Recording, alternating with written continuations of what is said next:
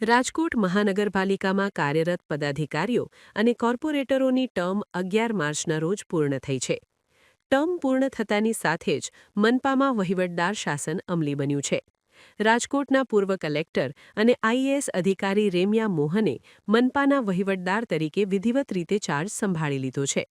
Charge સંભાળતાની સાથે જ Remya Mohan action મોડમાં જોવા મળ્યા હતા. તેમને મ્યુનિસિપલ કમિશનર તુષાર સુમેરા અને સિટી એન્જિનિયર સહિતના અધિકારીઓ સાથે બેઠક યોજી હતી. આ બેઠકમાં રાજકોટ શહેરમાં ચાલતા વિવિધ વિકાસ કાર્યો અને આગામી પ્રોજેક્ટ્સની વિગતો મેળવવામાં આવી હતી.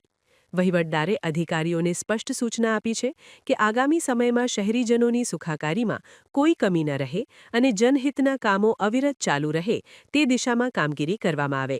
આજરોજ રાજકોટ મહાનગરપાલિકાના વહીવટદાર તરીકે ચાર્જ સંભાળી લીધી છે અને જે વહીવટી તંત્રના જે વડા કમિશનરશ્રી અને એમની ટીમ જોડે આજે મીટિંગ પણ થઈ ગઈ છે.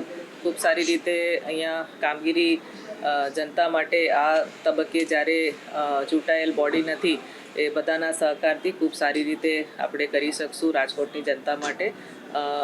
મને કોન્ફિડન્સ છે. જે જનતા લગતા જે કંઈ કામગીરીઓ આવશે એ જેમ જેમ જે વહીવટી તંત્ર જે સૂચવશે કે દરખાસ્ત મૂકશે એ પ્રમાણે જે તે વખતે નિર્ણય લેવામાં આવશે. ઇન્ડિવિજ્યુઅલ કામો માટે હું અત્યારે કોમેન્ટ નહીં કરી શકું, પણ જેમ જેમ જે જરૂરિયાત લાગે એ પ્રમાણે તંત્ર સાથે જે ડ્યુ પ્રોસિજર મુજબ એ કામગીરીઓ કરવામાં આવશે. તો એ બધી એકચ્યુઅલી વહીવટી તંત્ર તરફથી જ કરવાનું રહેશે અને અત્યારે જે ખાસ કરીને જે ઇમરજન્સીના કામો હોય, અગત્યના કંઈ કામો હોય જે આ તબક્કામાં શોર્ટ ટર્મમાં જે સ્ટોપગેપ અરેન્જમેન્ટ તરીકે આપણે કરવું જ પડે એમ છે, એવા બધા જોડે ચર્ચા કરીને નિર્ણયો લેવામાં આવશે. કોઈ સ્પેસિફિક કામ માટે નહીં પૂછતા, કેમ કે એ અત્યારે આપણે કમેન્ટ કરી શકીએ એવી પરિસ્થિતિમાં નથી.